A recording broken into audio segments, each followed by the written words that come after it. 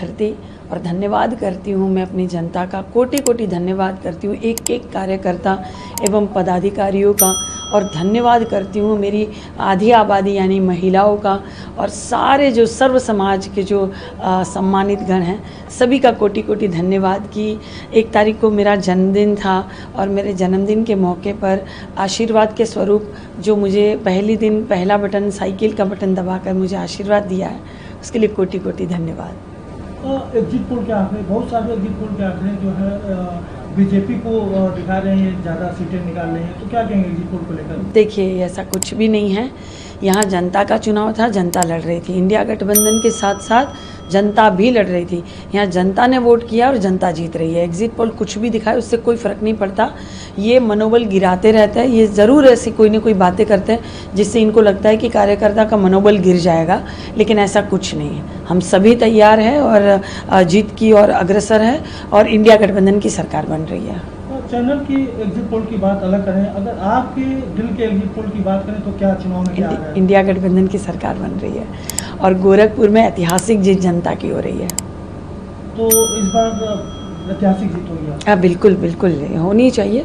जनता अपने मुद्दों पर लड़ी है। जो भी मुद्दे थे, बेरोज़गारी तो सबसे बड़ा मुद्दा है, सबसे गंभीर अगर कोई मुद्दा है इस देश में तो बेरोज़गारी है, क्योंकि युवा इतने परेशान हैं कि हर सरकार में महंगाई और गरीबी तो आती जाती रहती है, उतार चढ़ाव रहता है, लेकिन भारतीय जनता पार्टी की सरकार ने जो सबसे बड़ी परेशानी अगर कोई दी है तो वो युवाओं को बेरोज़गार कर दिया। मैं देख रही हूँ भाई साहब, जिस तरह मैं चल रही थी, पैर टूटा था फिर भी चल रही थी, दवा खा के भी चल रही थी, मैं देख रही थी युवा बेचारे बगीचों में बैठे हैं, कोई खटियों पे लेट के अपना आराम फरमा रहे हैं, दिन काट रहे हैं, मोबाइल में दिन काट रहे हैं। तो ये एक समय होता है, एक उम्र है, उनका सपना पूरा करने की उम्र है।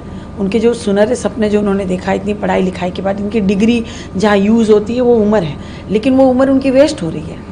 तो एकदम से जो बीजेपी ने सबसे ज़्यादा अगर बेकार कर दिया तो युवा साथियों को बेकार किया। युवा अपने मुद्दों पर लड़े हैं, महिलाएं अपनी महंगाई के मुद्दों पर लड़ी हैं। जनता का चुनाव था, ये काजल निषाद का नाम था बस। तो 4 जून को रिजल्ट आने वाला है, कैसा रिजल्ट लग रहा है? बहुत शानदार रिजल्ट लग रहा है। इसमें एक और चीज़ है, 1 जून को मेरा जन्मदिन आता है, लेकिन जब जब हम कुंडली बनाते थे, जैसे हम किसी के पास कुंडली बनाते थे, किसी परमादरणीय पंडित जी के पास, कि कुंडली बनाइए देखिए ज़रा क्या है जीवन में, क्या है, इस तरह संजय जी बनवा देते थे। तो वो ये हमेशा कहते थे कि कुंडली के हिसाब से काजल जी का जन्मदिन 4 तारीख को है।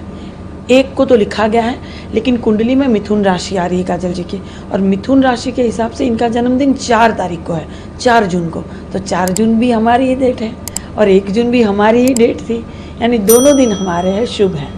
तो ईवीएम को लोग सवाल उठाए जाते हैं और धांधली का भी, तो क्या ऐसे में ईवीएम की रखवाली वगैरह भी कहीं? बिल्कुल बिल्कुल, हम रखवाली कर रहे हैं, हम पूरी तरह से मुस्तैदी के साथ तैयार है। इस बार जनता तैयार है अच्छी तरह से, अपने हथियारों के साथ जनता तैयार है, अपनी तैयारियों के साथ जनता तैयार है।